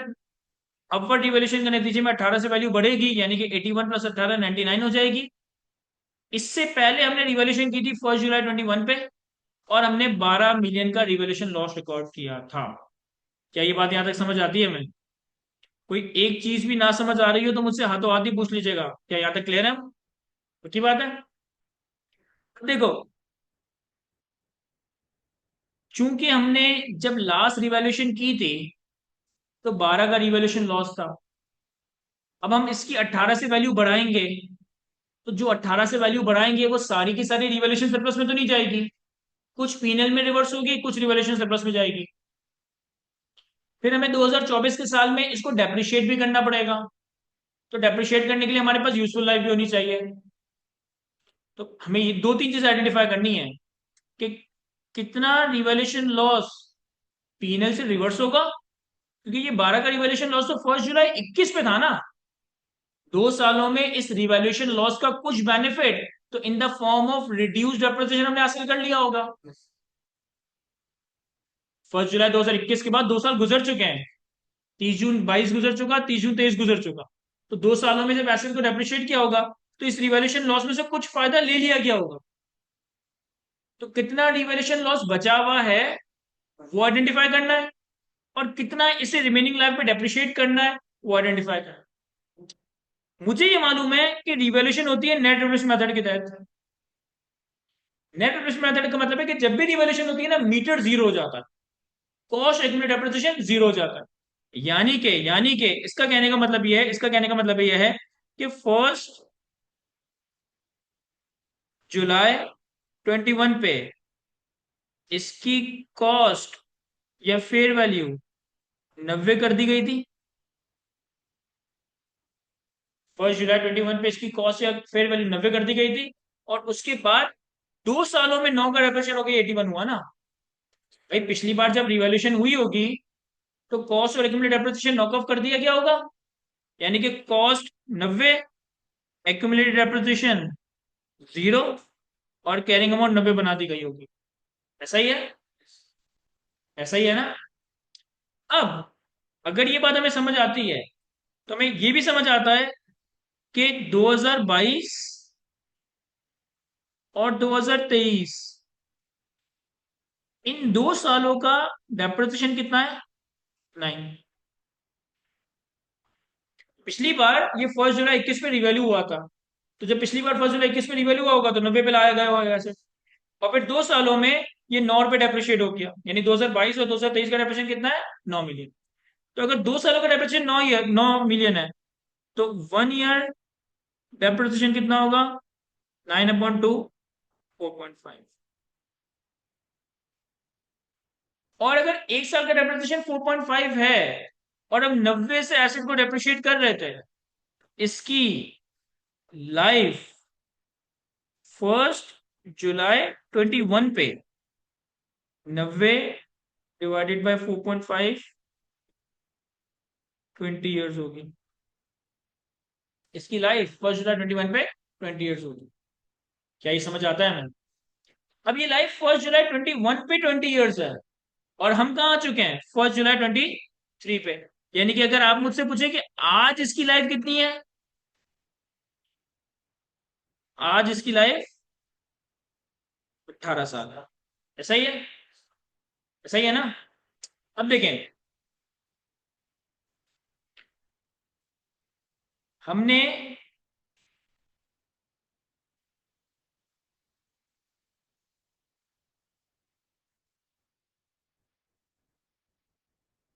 इस एसेट की कैरिंग अमाउंट जब 1 जुलाई 21 पे रिवैल्यू की तो वो आ गया 90, और इस वक्त इसके ऊपर रिवैल्यूएशन लॉस कितना रिकॉर्ड हुआ, 12 का। तो इसका मतलब है कि इसके ऊपर रिवैल्यूएशन लॉस पीएनएल में 12 का रिकॉर्ड हुआ होगा। ऐसा ही है। फिर आपने 2022 में 2023 में इस एसिड को डेप्रिशिएट किया होगा 4.5, 4.5 से, तो आपके पास 1 जुलाई 23 पे कैरिंग अमाउंट आ गई 81। ये डेप्रिसिएशन हमने कैसे कैलकुलेट किया था सर? ये डेप्रिसिएशन हमने कैलकुलेट किया था 90/20 करके। डेप्रिसिएशन हमने कैलकुलेट किया था 90/20 करके। तो ये जो यहाँ पे 12 का रिवॉल्यूशन लॉस 1 जुलाई 21 पे रिकॉर्ड किया, इसका भी कुछ बेनिफिट 2022-23 में एंजॉय कर लिया। और वो बेनिफिट कितना होगा, 12/20, 12/20। 0.6, 0.6, यानी कि अब भी कितना रिवॉल्यूशन लॉस है जो कि पीनल में रिकॉर्डेड है? 10.8। यानी आपने जब पिछली बार 1 जुलाई 21 पे रिवैल्यू किया था, तो आपने 12 का एकदम से रिवॉल्यूशन लॉस पीनल में रिकॉर्ड कर दी। इसका फायदा ये होता है, इसका फायदा ये होता है कि सब्सिक्वेंट ईयर में डेप्रिसिएशन नॉर्मल डेप्रिसिएशन से कम आती है। और वो सब्सिक्वेंट ईयर की डेप्रिसिएशन में कितना फायदा हुआ होगा नॉर्मल डेप्रिसिएशन से कम? सर इसी रिवॉल्यूशन लॉस को रिमेनिंग लाइफ पे एलोकेट करता है। तो कितना? 0.6, 0.6, यानी कि अब कितना रिवॉल्यूशन लॉस पीनल में रह गया है? 10.8, 10। क्या ये समझ आता है? अब हम आ गए 1 जुलाई 23 पे।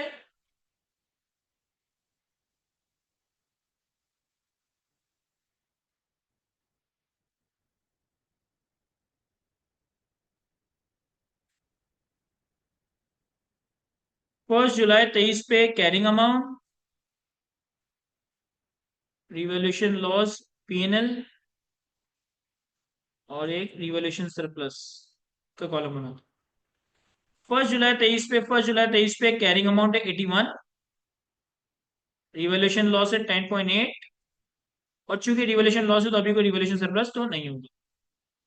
अब हमें इसे अपवर्ड रिवैल्यू करना है। और अपवर्ड कितना रिवैल्यू करना है? सर हमें इसे अपवर्ड रिवैल्यू करना है 18 से, यानी कि 99 पे लाना है।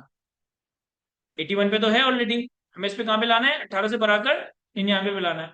तो अगर मैं इस एसेट को 81 से बढ़ाकर 99 पे लाऊंगा, तो पहले मैं जो रिवॉल्यूशन गेन पीएनएल में रहता है, जो रिवॉल्यूशन लॉस पीएनएल में रहता है, उसे रिवर्स करूंगा, और फिर बाकी मैं रिवॉल्यूशन सरप्लस ओसीआई में रिकॉर्ड करूंगा। सर पीएनएल में कितना रहता है? 10.8, तो 10.8 पीएनएल से इंक्रीज होगा, और बाकी जो बैलेंसिंग है कितना? 7.2, ये हमारा रिवॉल्यूशन सरप्लस में इंक्रीज होगा।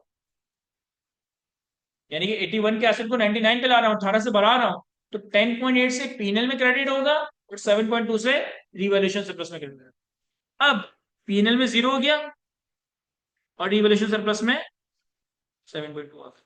ये हम एसिड को 1 जुलाई 23 पे फेयर वैल्यू पे लेकर आ। अब क्या होगा? सर फेयर वैल्यू पे लाने के बाद इसे किया जाएगा 2024 के लिए डेप्रिशिएट। लेकिन चूंकि हम नेट इंटरेस्ट मेथड फॉलो कर रहे हैं, तो यहां मीटर 0 हो जाएगा, यानी जितना एक्यूमुलेट डेप्रिसिएशन है वो पहले नॉक ऑफ हो जाएगा। और अब इसकी लाइफ कितनी है?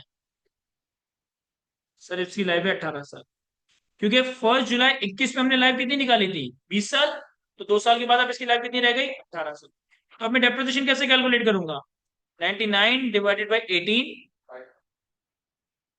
5.5, तो हमारे पास 30 जून 24 पे कैरिंग अमाउंट आ जाएगी 93.5, और जो रिवॉल्यूशन सरप्लस में बैलेंस है उसे भी रिमेनिंग लाइफ पे रिटेन अर्निंग्स में ले जाएंगे, यानी कि 7.2 डिवाइडेड बाय 18, 0 पूरा 0.4, तो हमारा रिवॉल्यूशन सरप्लस का बैलेंस बच जाएगा 6.8। और यहाँ तो वैसे भी कुछ भी नहीं चल रहा। इसकी बात में पिछले ईयर में कह सकते हैं, हमेशा वो एटी कंपोनेंट मिस करता है, तीन चार। लेकिन वो एडजस्टमेंट और मुश्किल हो जाती है यहाँ पे। जो मुझे लगता है ना, मिसिंग फिगर सिर्फ ये दो थी। मैंने बहुत सारे बच्चों से इस पेपर के बाद पूछा था कि लाइफ क्या ली, तो किसी ने ये सोचा ही नहीं था कि लाइफ भी कैलकुलेट करनी थी।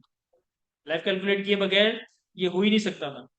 लेकिन बहुत सारे स्टूडेंट्स से मेरा फीडबैक ये मिला कि सर हमें तो लाइफ की जरूरत ही नहीं पड़ी, हमने तो वैसे ही कर दिया। पता नहीं कैसे क्या होगा।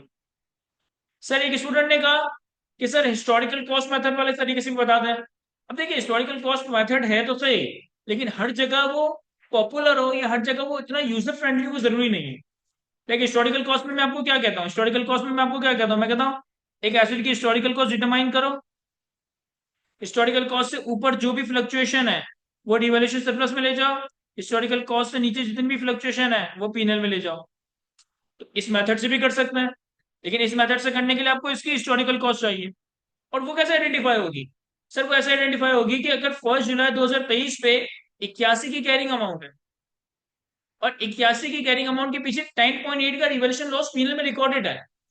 हिस्टोरिकल लॉस का मतलब है कि एसेट की क्या कैरिंग अमाउंट हो, एज इफ कि वो रिवैल्यू ना हुआ, इम्पेयर ना हुआ। तो अगर ये एसेट रिवैल्यू या इम्पेयर ना हुआ होता तो इसकी हिस्टोरिकल कॉस्ट कितनी होती? 81 प्लस 10.8, 91.8।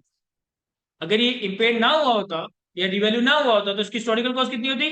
91.8। अब हमारी कैरिंग अमाउंट कितनी है सर? हमारी कैरिंग अमाउंट है 81, इसे मैंने नीचे लिख दिया। हमारी फेयर वैल्यू कितनी है सर? हमारी फेयर वैल्यू है 99, इसे मैंने ऊपर लिख दिया। एसिड को यहां से यहां लेकर जाना है, तो ये वाला जो डिफरेंस है ये पीएनएल में जाएगा, और ये वाला जो डिफरेंस है ये रिवैल्यूएशन सरप्लस में जाएगा। तो 91.8 और 81 का डिफरेंस निकालेंगे तो ये 10.8 आएगा, और 91.8 और 99 का डिफरेंस निकालेंगे तो ये 7.2 आएगा। लेकिन ये थोड़ा सा यहाँ पे डिफिकल्ट मेथड हो जाता है, रादर देन कि हम ये देखते हैं कि अभी एसेट की कैरिंग वैल्यू इतना है, रिवैल्यूएशन लॉस इतना है, अब प्रॉपर्टी वैल्यू करना है तो पहले पीनल रिवर्स कर दें, बाकी रिवैल्यूएशन सरप्लस में लेकर चलते। क्या ये वर्किंग समझ आती है हमें? उससे जनरल एंट्रीज में सारी चीजें प्लॉट करते हैं। देखिए जनरल एंट्रीज में क्या होगा, हम नेट रिप्लेसमेंट मेथड फॉलो कर रहे हैं। तो नेट रिप्लेसमेंट मेथड में पहला काम तो हमें ये करना पड़ेगा कि 1 जुलाई 2021 पे जितना भी एक्यूमुलेटेड डेप्रिसिएशन है वो एसेट की कॉस्ट से नॉक ऑफ कर दें। और कितना एक्यूमुलेटेड डेप्रिसिएशन है? 9 मिलियन का। तो सॉरी 1 जुलाई 2021 नहीं, 1 जुलाई 2023 पे accumulated depreciation debit, cost credit 9 million, 9 million. Asset के एक्यूमुलेटेड डेप्रिसिएशन और कॉस्ट को नॉक ऑफ कर दिया। अब एसेट की कैरिंग अमाउंट और कॉस्ट 81 हो गई। अब 81 से एसेट को 99 पे लाना है, यानी 18 रुपए से बढ़ाना है। लेकिन पीएनएल में कितना चाहेगा? 10.8, और रिवॉल्यूशन सरप्लस में 7.2। तो अगली एंट्री क्या बनेगी? पीपीई या फैक्ट्री बिल्डिंग की cost debit 18, reversal of revolution loss PNL में क्रेडिट 10.8, और revolution gain, revolution surplus OCA में क्रेडिट 7.2। ये एंट्री 1 जुलाई 2023 पे बनेगी। एंट्री 1 जुलाई 2023 पे बनेगी। फिर साल के आखिर में 30 जून 2024 पे, अब 30 जून 2024 पे क्या होगा सर? 30 जून 2024 पे एसेट डेप्रिशिएट होगा, तो डेप्रिसिएशन की एंट्री बनेगी। डेप्रिसिएशन एक्सपेंस पीएनएल में डेबिट, और एक्यूमुलेटेड डेप्रिसिएशन क्रेडिट कितना? 5.5। और चूंकि ये एक ऐसा एसेट है जिसपे रिवैल्यूएशन सरप्लस रिकॉर्डेड है, तो हर साल रिवैल्यूएशन सरप्लस से एक अमाउंट उठाकर रिटेन अर्निंग्स में ले जाएंगे। वो कितना है? 0.4। हाँ, 0.4। That's it. ये हमारी फैक्ट्री बिल्डिंग से पर्टेनिंग जनरल एंट्री बन गई। ये हमारी फैक्ट्री बिल्डिंग से पर्टेनिंग जनरल एंट्री बन गई, और मैंने रेफर कर दिया कि यहाँ जितने भी नंबर्स आ रहे हैं ये हमारे वर्किंग वन से उठकर आ रहे हैं। क्या ये समझ आ रहा है हमें? कॉपी करें इस वर्किंग को, तो फिर हम आगे बढ़ते हैं।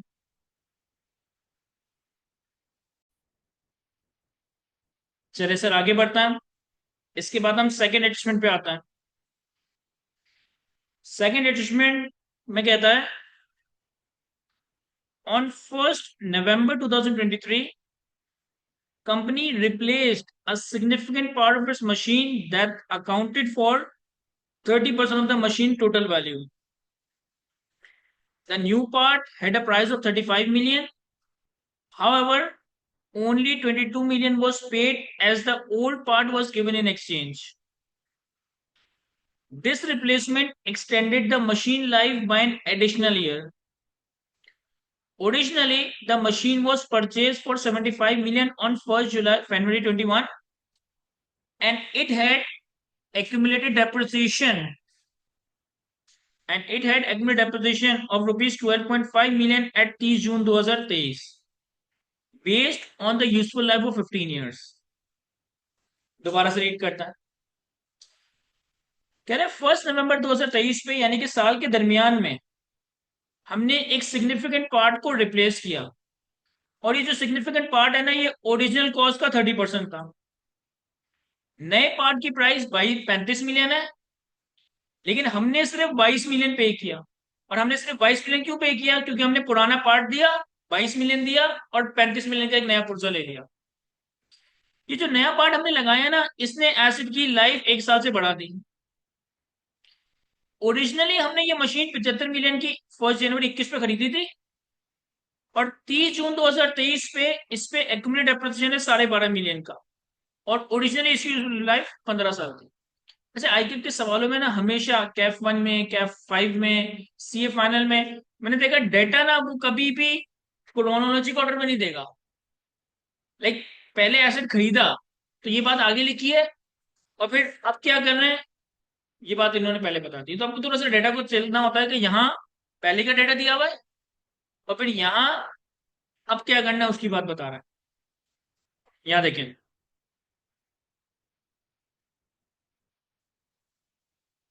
हमारे पास क्या है, ये मशीन।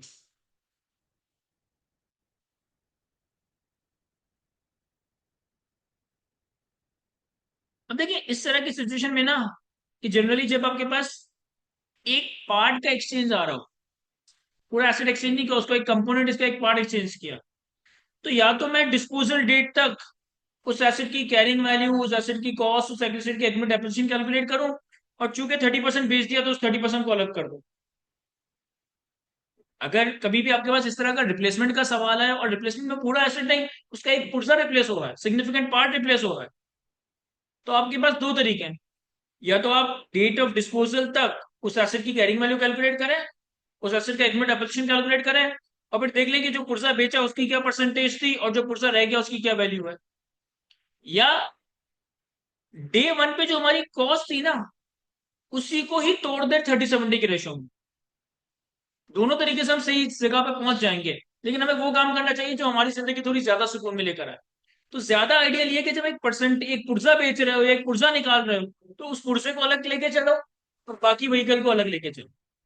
क्या मतलब सर इसका? देखो, हमने 1 जनवरी 21 पे इसे खरीदा था, और इसकी कॉस्ट कितनी थी? 75 मिलियन। और इस पार्ट की परसेंटेज कितनी थी? 30%। तो मैं क्या करता हूं कि 1 जनवरी 21 पे ही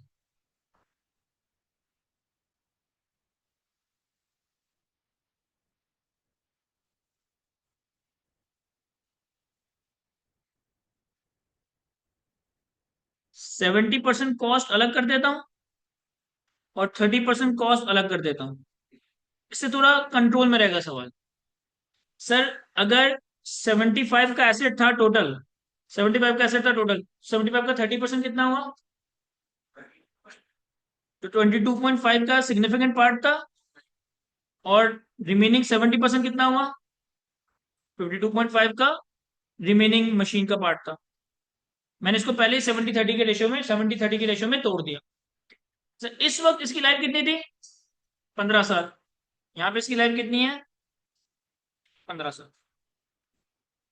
अब हमने 2021 में डेप्रिसिएशन रिकॉर्ड किया होगा, कैसे? 6 महीनों का।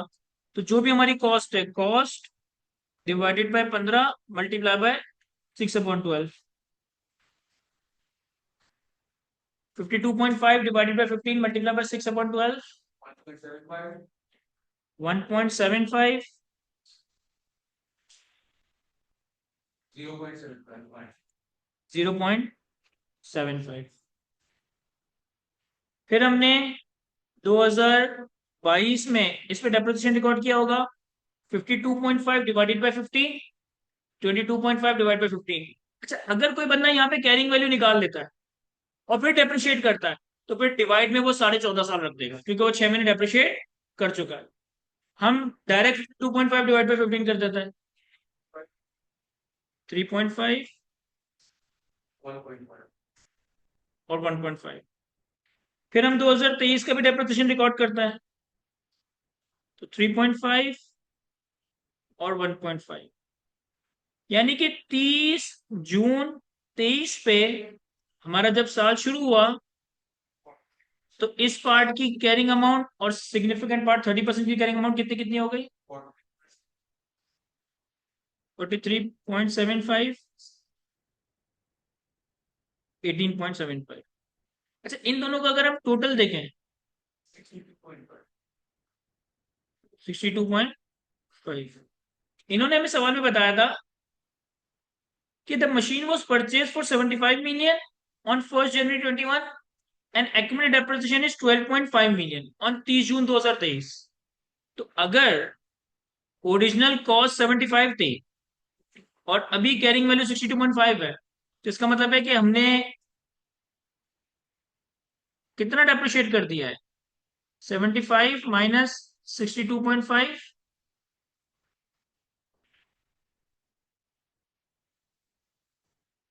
हमने 12.5 ही एक्यूमुलेटेड डेप्रिसिएशन यहां तक पहुंचाया है, और वो सवाल में गिवन भी था, लेकिन मैंने सिर्फ सेपरेशन के लिए कि हम सेपरेट कर सके दोनों को अलग अलग रखा।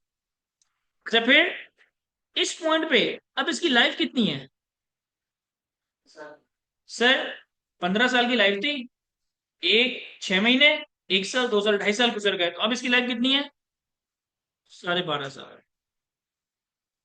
ये हम साल के स्टार्ट तक आए, साल के स्टार्ट तक कैरिंग वैल्यू 62.5 है, एक्यूमुलेटेड डेप्रिसिएशन 12.5 है, टोटल कॉस्ट 75 है, और 15 साल में से 2.5 साल डेप्रिशिएट कर दिया, तो 12.5 साल की लाइफ रह गई है।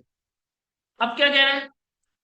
अब कह रहा है कि 1 नवंबर 2013 पे हमने सिग्निफिकेंट पार्ट रिप्लेस किया, तो इसका मतलब ये हुआ, इसका मतलब ये हुआ कि इन एसिड्स को हमें 1 नवंबर 2013 तक लाना है, यानी कि हमें डेप्रिसिएशन रिकॉर्ड करना है 1 जुलाई 2023 से जुलाई, अगस्त, सितंबर, अक्टूबर।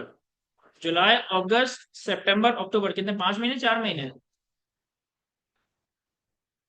31 अक्टूबर 2023, 4 महीने का डेप्रिसिएशन कैलकुलेट करना है,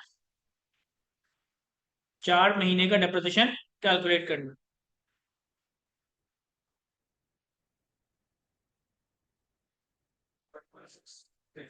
कैसे कैलकुलेट करेंगे? Sir 43.75 divided by 12.5 multiply by 4/12 कर दें।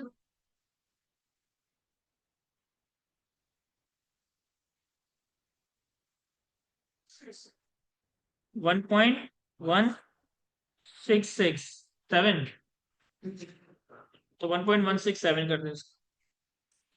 और दूसरा वाला part 18.75 divided by 12.5 multiply by 4/12, 0.5। ये हम अपने एसिड को 1 नवंबर 2023 पे लेकर आ गए।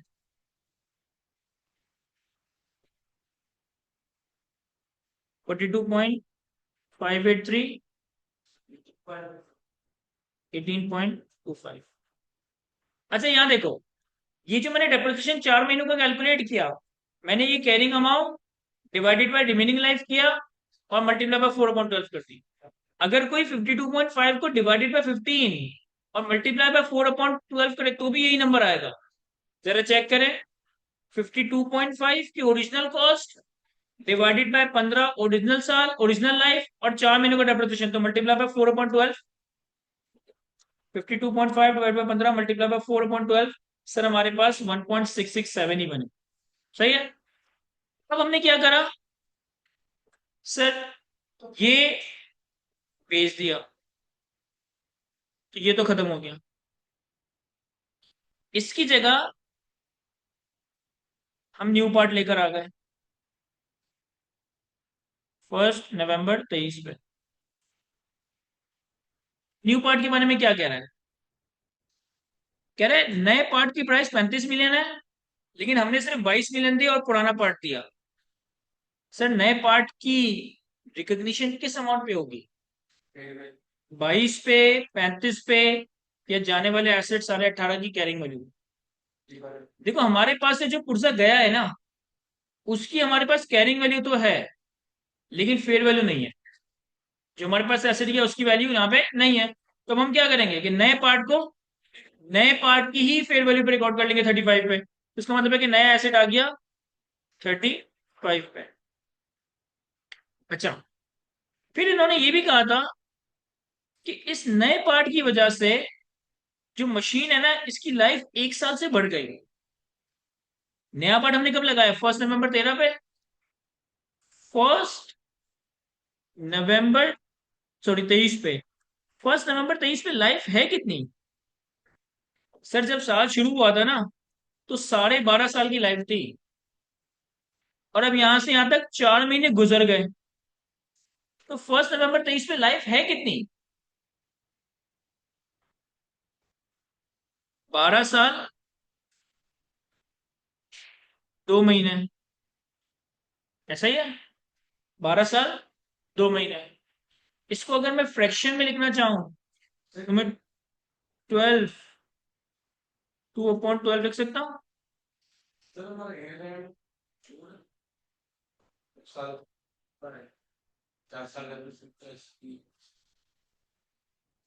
देखो आपका ईयर एंड 30 जून 23 है, और 30 जून 23 में हमारी लाइफ कितनी थी? 12.5 साल। अब यहां से यहां तक हमने सिर्फ 4 महीने डेप्रिशिएट किया, जुलाई अगस्त सितंबर अक्टूबर। तो 4.5 महीने डेप्रिशिएट करने के बाद अब इसकी लाइफ कितनी रह गई? 12 साल 2 महीने। 12 साल 2 महीने। सर हमने 1 जनवरी 21 पे खरीदा था, 1 जनवरी 21 पे खरीदा था, तो 31 दिसंबर 21 तक 1 साल, 31 दिसंबर 22 तक 2 साल, 31 दिसंबर 23 तक 3 साल। 3 साल खत्म हो जाने चाहिए थे, लेकिन उससे 2 महीने पहले हमने बेच दिया। तो हमारी लाइफ कितनी बची? 12 साल 2 महीने। अच्छा, 12 साल 2 महीने को हम 12 × 2/12 लिखे हैं। यहां हम इसको,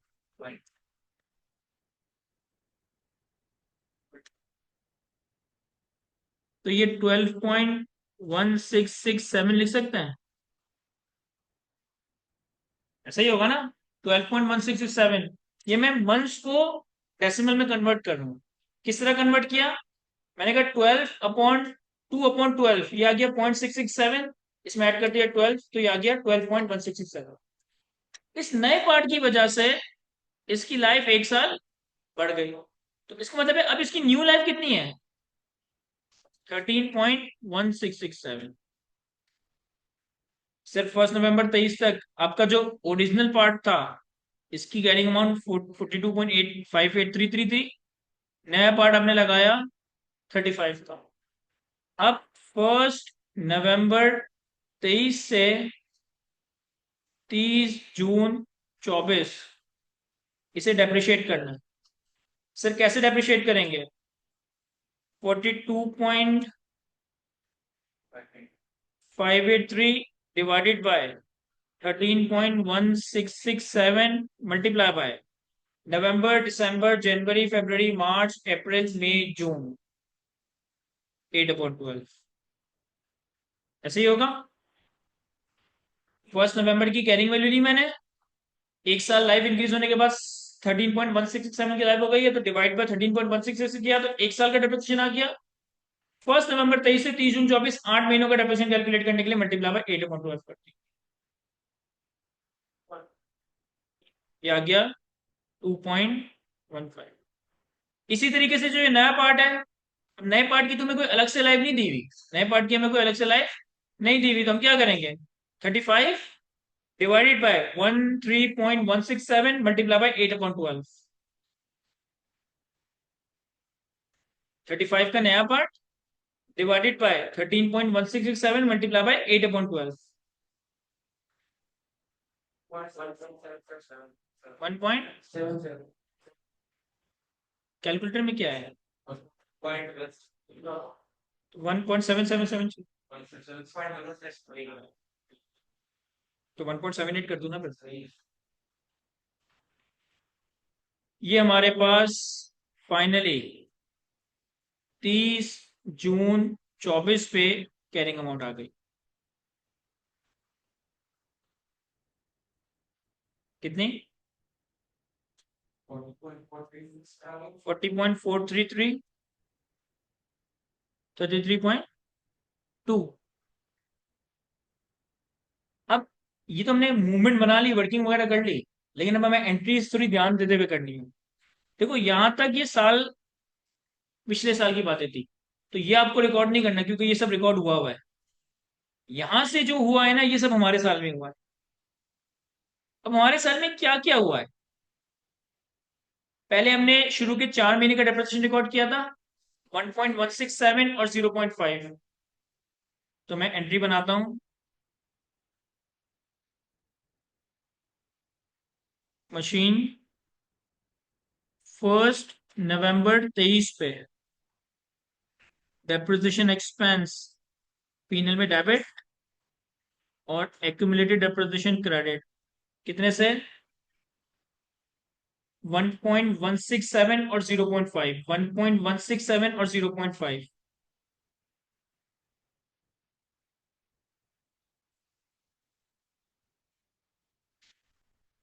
कितना हो गया ये हो गया 1.667। ये शुरू के 4 महीनों का हमने डेप्रिसिएशन रिकॉर्ड किया। अब हम नए व्हीकल को रिकॉर्ड कर रहे हैं, लेकिन नई व्हीकल को हम रिकॉर्ड कर रहे हैं 35 मिलियन पे, और साथ में, सॉरी, हम नई मशीन को रिकॉर्ड कर रहे हैं, उसके पार्ट को रिकॉर्ड कर रहे हैं 35 मिलियन पे, और साथ में हम कैश पे कर रहे हैं कितना? सर कैश हमने पे किया था 22 का। अब हमारे पास से जो पुराना पुर्जा जा रहा है, उसकी हम कॉस्ट भी क्रेडिट करेंगे, उसका हम एक्यूमुलेटेड डेप्रिसिएशन भी डेबिट करेंगे। उसकी हम कॉस्ट भी क्रेडिट करेंगे, उसका हम एक्यूमुलेटेड डेप्रिसिएशन भी डेबिट करेंगे, यानी कि डीरिकॉग्नाइज करेंगे। सर जो हमारे पास से पार्ट गया, उसकी कॉस्ट कितनी थी? 22.5। उसकी कॉस्ट कितनी थी? 22.5। तो 22.5 से तो कॉस्ट क्रेडिट हो जाएगी। हमारे पास से जो पार्ट गया, उसकी एक्यूमुलेटेड डेप्रिसिएशन कितनी थी? सर 1, 2, 3 और 4, इन चार एक्यूमुलेटेड डेप्रिसिएशन का टोटल ले लो। 0.75, 1.5, 1.5 और 0.5 कितना आ रहा है?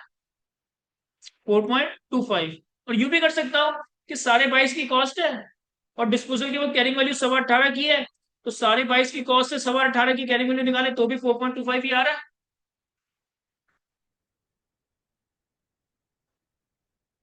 देखो, कॉस्ट में से कैरिंग अमाउंट माइनस करूं तो भी एक्यूमुलेटेड डेप्रिसिएशन आएगा, और इन इंडिविजुअल डेप्रिसिएशन को टोटल करूं तो भी एक्यूमुलेटेड डेप्रिसिएशन आ जाएगा। वो कितना आ रहा है? 4.25। सारे 22 माइनस 18.75, सॉरी 18.25।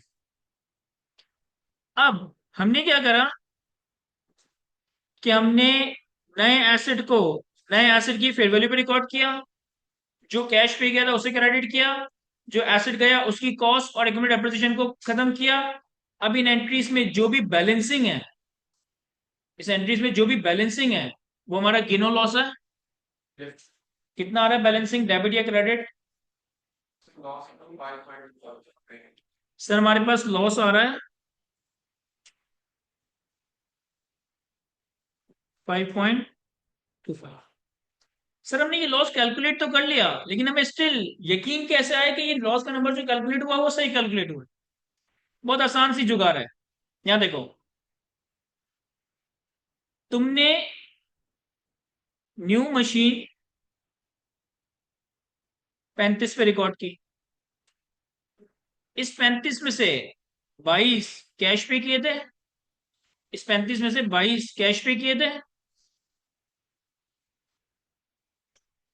तो बाकी 35 - 22, 13 एक तरीके से तुमने ओल्ड मशीन की मद में दिए थे। यानी पुरानी मशीन सामने वाले कितने की ले रहा है, एक तरीके से 13 रुपए की। और तुम्हारे पास ओल्ड मशीन की कैरिंग वैल्यू कितनी थी, 18.25। तो अगर 18.25 वाली चीज में 13 रुपए में दे रहा हूं, 13 माइनस 18.25, सर हमारे पास 5.25 का लॉस आ रहा है। और यही हमने ये डबल एंट्री में कैलकुलेट भी किया। तो 1 नवंबर 2023 पे 4 महीने का डेप्रिसिएशन रिकॉर्ड किया, जो पुर्जा गया उसे डी रिकॉग्नाइज किया, नए पुर्जे को रिकॉर्ड किया, कैश को रिकॉर्ड किया और लॉस ऑन डिस्पोजल रिकॉर्ड। क्या होगा सर इसके बाद, 30 जून 24 पे रिमेनिंग 8 महीनों का डेप्रिसिएशन रिकॉर्ड करना है। तो डेप्रिसिएशन एक्सपेंस पीएनएल में डेबिट, एक्यूमुलेटेड डेप्रिसिएशन क्रेडिट कितने से, सर बाकी के 8 महीनों का डेप्रिसिएशन है 2.15 और 1.78, 2.15 और 1.78।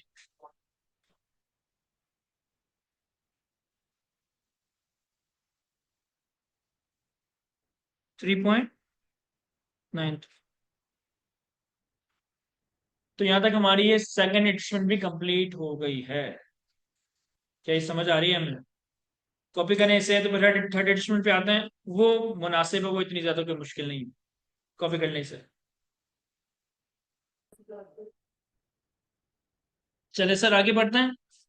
इसके बाद लास्ट एडजस्टमेंट पे आते हैं। लास्ट एडजस्टमेंट में कहता है, ऑन 1 जनवरी 24, यानी कि साल के बिल्कुल दरमियान में, company sold a vehicle for 36 million and incurred a disposal cost of 2 million. The vehicle was originally purchased on 1 April 2021 for ₹40 million. तो ये बहुत आसान सी एडजस्टमेंट है। एक व्हीकल 1 अप्रैल 2021 पे 40 मिलियन की खरीदी। इसके लिए इन्होंने कहा था कि व्हीकल को हम रिड्यूसिंग बैलेंस मेथड पे डेप्रिशिएट करेंगे। और 1 जनवरी 24 पे हमने 36 मिलियन का बेचा, और बेचने में हमारी 2 मिलियन की डिस्पोजल कॉस्ट इनकर हुई है। तो ये तो बहुत ही आसान सी एडजस्टमेंट है। हमारे पास वर्किंग 3 व्हीकल, व्हीकल की हमारे पास 1 अप्रैल 2021 पे कॉस्ट है 40 मिलियन। अब या तो आप पूरी मूवमेंट बनाएं, या डायरेक्टली साल के शुरू में डेप्रिसिएशन भी, कैरिंग अमाउंट भी कैलकुलेट कर सकते हैं। मैं मूवमेंट बना लेता हूँ। सर 2021 का आपने डेप्रिसिएशन कैलकुलेट किया होगा, तो 40 × 15% इंटू अप्रैल मई जून, 3 महीने का Yes. 1.5। तो हमारे पास 30 जून 21 पे कैरिंग अमाउंट आ गई होगी 38.5। फिर हमने 2022 का डेप्रिसिएशन कैलकुलेट किया होगा एट द रेट ऑफ 15%। तो 38.5 का 15%, 5.2. तो ये आ गया होगा 5.775। ये हमारे पास 30 जून 22 पे इसकी कैरिंग अमाउंट आ गई होगी 32.725। फिर हमने 2023 में इसका डेप्रिसिएशन रिकॉर्ड किया होगा, अगेन 15% से 4.9, 4.9। तो ये हमारे पास 30 जून 23 पे इसकी कैरिंग अमाउंट आ गई होगी 27.825। अभी हमारे साल के शुरू तक की पोजीशन है।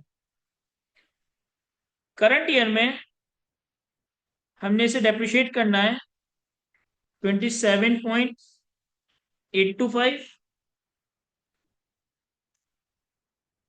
Multiply by 15%। और हमने इसे कब बेचा है, 1 जनवरी 24 पे, यानी कि 6 महीने का डेप्रिसिएशन।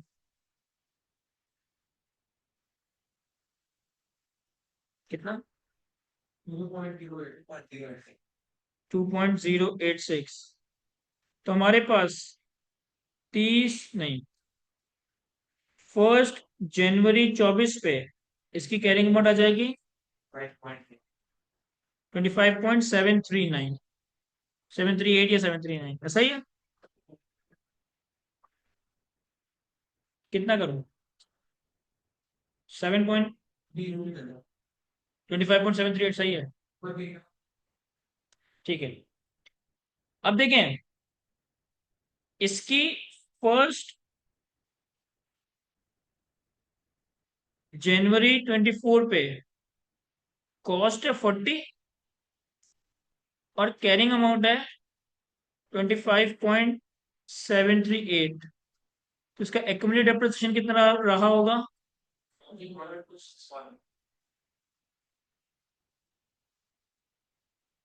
14.261। सही है। आपने इसको बेचा कितने का है? सर हमने इसको 36 मिलियन का बेचा है, लेकिन 2 रुपए की डिस्पोजल कॉस्ट भी इनकर हुई है, तो हमारी जो सेल प्रोसीड नेट है वो कितनी है? 36 माइनस 2, 34। तो हमारे पास डिस्पोजल पे यहाँ पे गेन आया, तो 34 - 25.738, 8.262। सर एंट्रीज में क्या करना है? यहां तक तो सब पिछले साल तक का हुआ है। इस साल में पहले 6 महीने का डेप्रिसिएशन रिकॉर्ड होगा 2.086।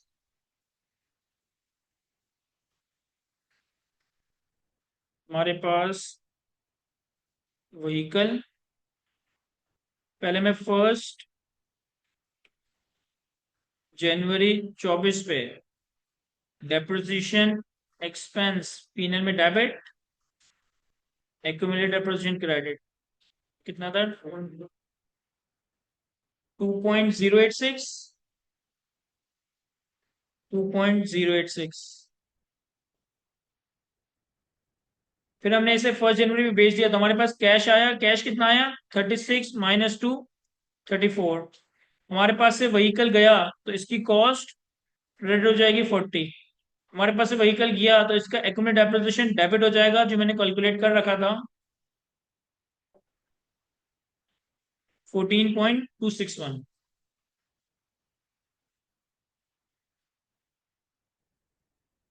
और यहाँ पे बैलेंसिंग हमारे पास वही गेन बनेगा जो हमने एंट्रीज में कैलकुलेट किया था, ओ सॉरी वर्किंग में कैलकुलेट किया था, 8.262, 8.262। क्या यही गेन बन रहा है? तो ये हमारी एडजस्टमेंट नंबर 3 भी कंप्लीट हो गई। इसके सारे नंबर्स हमने वर्किंग 3 में कैलकुलेट किए थे, और इससे पहले जो मशीन थी इसकी नंबर्स मैंने वर्किंग 2 में कैलकुलेट किए थे।